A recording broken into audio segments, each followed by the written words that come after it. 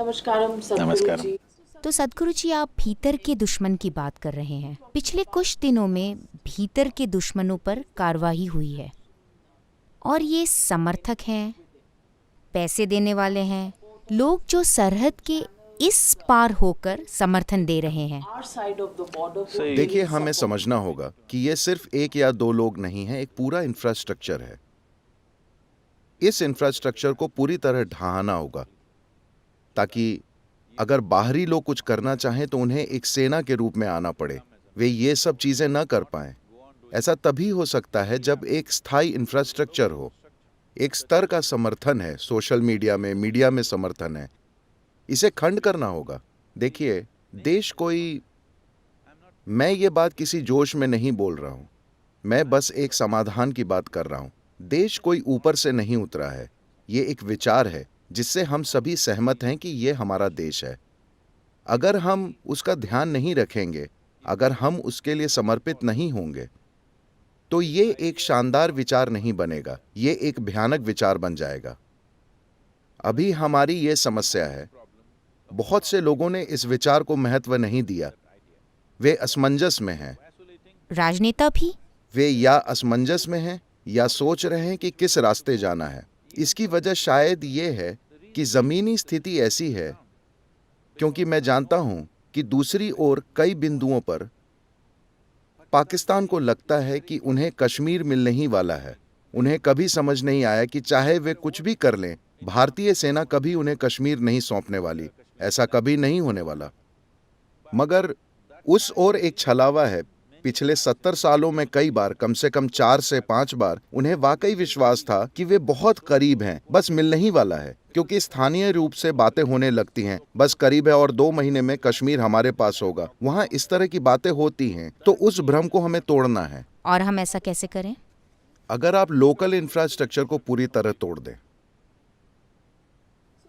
ऐसे लोग हैं जो साफ साफ दीवार के दूसरी ओर हैं, उनसे एक तरह से निपटना चाहिए। ढेर सारे लोग ऐसे हैं जो दीवार पर बैठे और नहीं जानते कि किधर के हैं, हमें उनसे सहानुभूति से निपटना चाहिए। और जो लोग इस ओर हैं, उनकी सुरक्षा का ध्यान रखना चाहिए ताकि उन्हें कोई नुकसान न पहुंचे। सदगुरु जी, मैं नहीं जानती कि क्या आपने हाल ही में एक पत्रिका में छपी ये रिपोर्ट पढ़ी है, जिसमें उन सभी सैनिकों की जाति को देखा गया है जिन्होंने अपना जीवन कुर्बान कर दिया, और उन्होंने कहा कि उनमें केवल 12.5% शहीद थे जो उच्च जाति के हैं, और ये निचली जाति, अनुसूचित जाति, जनजाति और अन्य पिछड़े वर्ग हैं जो उनमें अधिकांश हैं। देखिए, ये हमारे देश में सबसे नीचे स्तर के दिमाग हैं। दुर्भाग्य से वे सोशल मीडिया के माध्यम से, या मीडिया उन पर अपना ध्यान केंद्रित कर रहा है।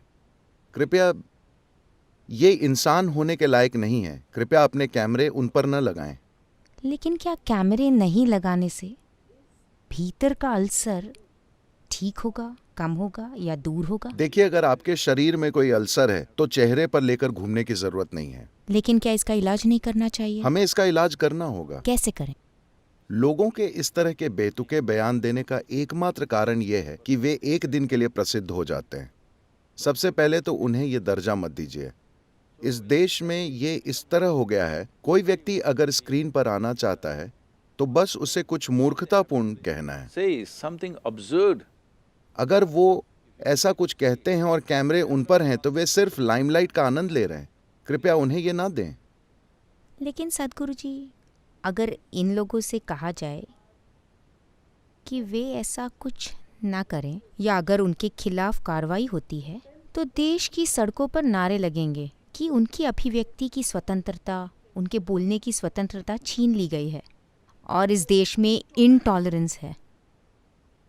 देखिए, बोलने की क्षमता इंसान को मिला एक मूल्यवान विशेषाधिकार है। ये बहुत जरूरी है कि हम उसका प्रयोग वैसे करें जैसे इंसानों को करना चाहिए। अनिवार्य रूप से एक इंसान का मतलब ये है हम किस तरह से दूसरे जानवरों से अलग हैं। वो ये है कि हमारे भीतर एक बुद्धि है जो प्रतिक्रिया दे सकती है, हमारी आदतों से मजबूर प्रतिक्रियाओं से परे, यानी हम अधिक समावेशी हो सकते हैं। हमें अपने ही इलाकों में नहीं रहना है जैसे हर जीव रहने की कोशिश करता है। हमारे लिए उससे परे देखने का एक तरीका है। यदि आपकी वाणी इसका प्रतिनिधित्व नहीं करती है तो वास्तव में आपको बोलने का कोई अधिकार नहीं है। आपको बोलने का कोई अधिकार नहीं होना क्या चाहिए। ऐसे लोग और भाषणों के खिलाफ कार्रवाई होनी चाहिए? देखिए, देश में झूठी गवाही के खिलाफ कानून है, मानहानि के कानून है, लेकिन But if you try to… अगर आप किसी पर मानहानि का दावा करते हैं तो आपको अदालत के चक्कर लगाने होंगे। तो फिर कैसे? तो मेरा कहना है कि सबसे पहले जल्दी न्याय होना चाहिए। ये बहुत जरूरी है। जब न्याय में 10-15 साल लगेंगे तो आप पहले से पीड़ित व्यक्ति को ही सजा दे रहे हैं। ये देश भर में रोजाना होने वाली चीज है। ये आम हो गया है, कोई भी कुछ भी कह सकता है क्योंकि उसका कोई परिणाम नहीं होता। अगर ये पहले का समय होता, ये सब लोकतंत्र नहीं होता, और किसी शहर या गांव में अगर किसी ने कुछ ऐसा कहा होता जो सच नहीं है और अपमानजनक है, तो जाकर उसे थप्पड़ मार सकते थे। मगर यह गैर कानूनी है। अगर आपने उसे थप्पड़ मारा तो आप गिरफ्तार होंगे, वो नहीं। तो मैं कानून को अपने हाथ में लेने की बात नहीं कर रहा हूं, लेकिन अगर आप जाकर शारीरिक चोट पहुंचाते हैं तो ये कानून को हाथ में लेना होगा। लेकिन वो जो भी करता है वो कर सकता है और इसके लिए कोई कानून नहीं है। एक कानून है मगर ये बहुत सुस्त है और वो आप पे हंस रहा है। तो हमें इसे सुलझाना होगा। एक महत्वपूर्ण चीज, चाहे वो इस देश में कारोबार चलाना हो या इस प्रकार के मुद्दों को सुलझाना, उन लोगों को ठीक करना जो समर्थन करते हैं देश के खिलाफ काम करने वालों का, चाहे आतंक के रूप में या कई दूसरे रूपों में, देश को कमजोर बनाने के रूप में। 3 महीने में इसमें न्याय होना चाहिए। आपके पास पर्याप्त जज नहीं है, ठीक है, मैं कहता हूं अब समय है कि हम इसके बारे में सोचें कि जिम्मेदार नागरिक इस शहर के, मान लीजिए, क्या आप 1000 लोग नहीं खोज सकते जो पूर्वाग्रह से परे हों और किसी तरह का फैसला कर सकें? 5 लोग, 10 लोग, उनकी एक ज्यूरी बनाइए और सभी साधारण मामलों को निपटाइए। सतगुरु जी, आप क्या कह रहे हैं? country where इस people देश have में come जहाँ up, लोग Omar जैसे Khalid, ओमर खालिद, you वो know, सारे and all लोग of these जैसे people who- Kanhaiya Kanhaiya Kumar, Kumar, ये आज they're आइकन हैं icons today क्योंकि because उन्होंने they नारे raised, लगाए। slogans. कम से At कम least वो they उस were दल part में of the थे group that जिसने raised नारे the लगाए, slogans, भारत तेरे टुकड़े टुकड़े Yes. होंगे, अफजल अफजल हम So, शर्मिंदा I'm हैं, saying, तेरे why कातिल are जिंदा this हैं। Sedition law is, और जब उन पर applied to them, देशद्रोह का there are कानून political लगाया जाता mainstream है parties that तो come up to राजनीतिक दल question Yes, that, that is what I am saying. हाँ, मैं यही कह रहा हूं, कानूनन उन्हें आजाद नहीं घूमना चाहिए, ठीक है?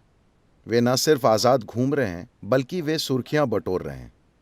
प्लीज इसे खत्म कीजिए, अब समय आ गया है। अभी देश इसके लिए तैयार है, देश की भावनाएं तैयार हैं। अब उन सभी से निपटने का समय है, सभी से, क्योंकि ये बदला लेने के लिए नहीं है, ये पक्का करना है कि संभावना, हम जिस संभावना की देहरी पर बैठे हैं कि हम गरीबी हटा सकते हैं और इस देश के लोगों के लिए खुशहाली ला सकते हैं, जिन लोगों ने पिछले 10-15 पीढ़ियों से बुरा समय देखा है, गरीबी में जीवन बिताया है, अभी एक संभावना है। हम नहीं चाहते कि कोई मूर्ख इसे बर्बाद कर दे, इसलिए हमें समाधान के लिए काम करना चाहिए। यही समय है। जब मैंने कहा इंफ्रास्ट्रक्चर को तोड़ो तो मेरा मतलब यही था, उन सभी को, चाहे वो कोई भी हो।